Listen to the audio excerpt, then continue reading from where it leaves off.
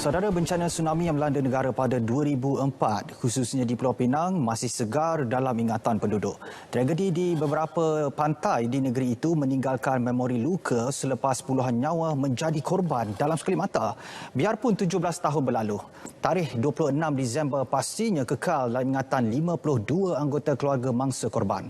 Zatul Iqmal Muhammad Noor mengimbau tragedi itu. Disember itu, tsunami bencana dan kerosakan harta benda.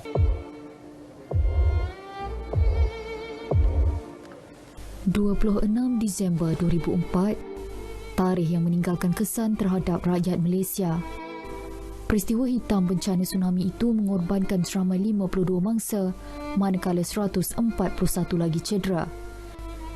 Keadaan mayat bergelimpangan, deretan kedai, rumah dan gerai musnah menghiasi detik-detik hari malang buat Pulau Pinang ketika itu. Di atas jalan raya lah. Keadaan masa tu sangatlah kelang kabut masa tu.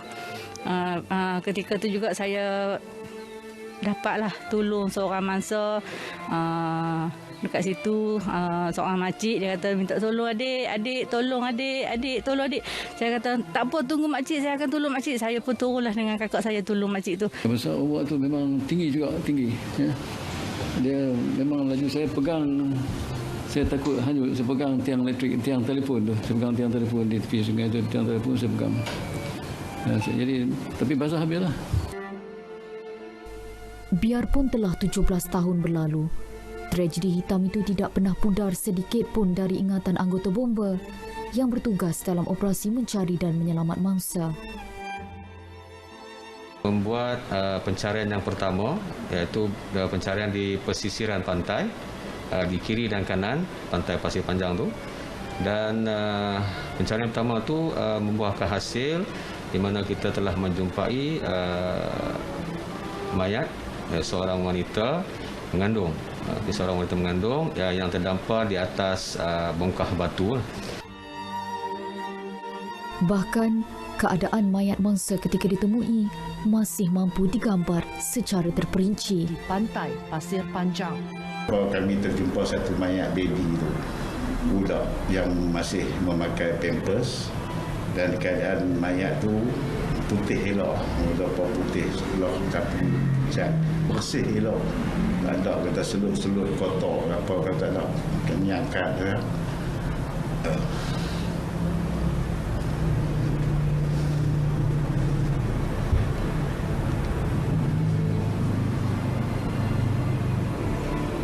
Bawa dia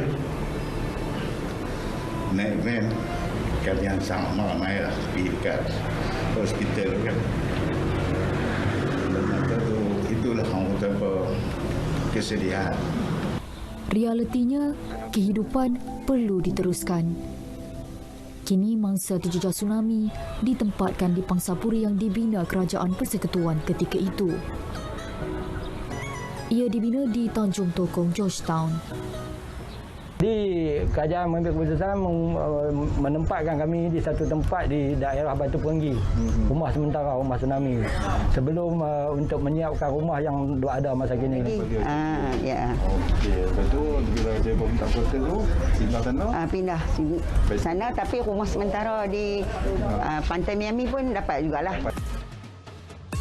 Malah kualiti keselamatan penduduk juga turut ditambah baik. Buktinya sistem amaran awal tsunami seperti kamera pantai, siren amaran awal dan tolok pasang surut mula digunakan di negeri tersebut sejak 2005. Ia turut diselenggara dengan baik oleh Jabatan Meteorologi Malaysia Met Malaysia Pulau Pinang sehingga kini. Okey, untuk di peringkat jabatan, ia ada satu bahagian yang bertanggungjawab, dan di peringkat negeri kami membantu. Daripada segi penyelenggaraan lah, memang dirancang dia diadakan berkala lah. Dipanggil sebagai preventive maintenance. Dijalankan 2 kali setahun bagi memastikan setiap sistem yang ada ini berfungsi dengan baik.